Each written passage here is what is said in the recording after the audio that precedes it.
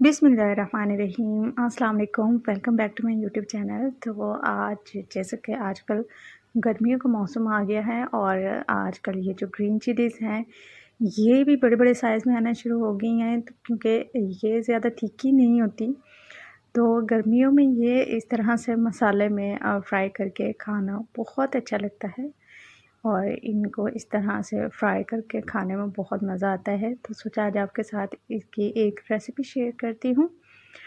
तो इस तरह से सबसे पहले हम ग्रीन चिलीज़ को फ्राई कर लेंगे ऑयल में। ये कुछ छोटे साइज़ की हैं, कुछ बड़े साइज़ की हैं। तो ये देखें, जब इसका कलर इस तरह से चेंज हो जाए, वाइट की कंडीशन में आना शुरू हो जाएंगे, तो अब हम इसको एक-एक करके ऑयल से निकाल लेंगे। और तब तक हम इसकी जो है वो एक टमाटर वाली चटनी तैयार कर लेते हैं, जिसकी हम इसमें फिलिंग कर देंगे और ये बहुत मज़े की बनकर तैयार होंगी। तो यहाँ पर आप देखें, दूसरी तरफ मैंने 2 टेबलस्पून ऑयल ले लिया था। अब इसमें हम टमाटर 2 मीडियम साइज़ के यहाँ पर मैं शामिल कर रही हूँ। मैंने इनका छिलका उतार कर इस तरह छोटे-छोटे पीसेस में कट कर लिया था इनको। आप भी छिलका उतार कर इसे यूज़ करें, क्योंकि छिलके के साथ टमाटर की जो है वो चटनी अच्छी नहीं बनेगी। जब आपको लगे टमाटर थोड़े बहुत सॉफ्ट होना शुरू हो गए हैं, इस तरह से चम्मच हिलाते जाना है हमने और इसको थोड़ी देर के लिए जब पकाएंगे आप, तकरीबन 1 से 1.5 मिनट बाद आप देखेंगे टमाटर तकरीबन आधे गल चुके होंगे। तो यहाँ पर आपको स्पाइसेस, जिसमें मैं 1 चुटकी नमक, 1 चुटकी चिली फ्लेक्स और 1 चुटकी बराबर ही साबुत ज़ीरा और ये 1 टीस्पून के बराबर मैं इसमें धनिया पाउडर शामिल करके इसको थोड़ी देर के लिए पका लूँगी। और फिर हमने इसको इस तरह से प्रेस करते जाना है ताकि ये जो टमाटर हैं ये अच्छे से मैश हो जाएं और एक चटनी की सूरत में हमारे पास आ जाए।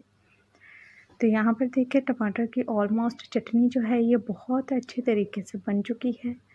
हम इसको 1 से 1.5 मिनट के लिए मज़ीद पका लेंगे ताकि इसका कच्चापन और जो हमने मसाले इसमें ऐड किए थे वो भी अच्छे से पक जाएँ इसमें।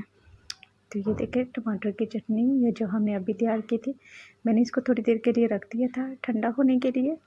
अब ये जो हमने ग्रीन चिलीज़ फ्राई की थी ऑयल में, अब इसकी फिलिंग कर लेंगे। इसके अंदर इस तरह से करके मसाला ऐड करते जाएंगे इसमें और इसकी फिलिंग करते जाएंगे दोनों साइडों से ही। तो ये आप बनाकर ज़रूर ट्राई करिएगा। अगर आप घर में कोई चिकन पुलाव बना रहे हैं या दाल चावल बना रहे हैं, तो उसके साथ भी इन ग्रीन चिलीज़ को ज़रूर खाएं। इस रेसिपी को ज़रूर ट्राई करें। ये खाने में बहुत ही मज़ेदार और लज़ीज़ बनकर तैयार होती है।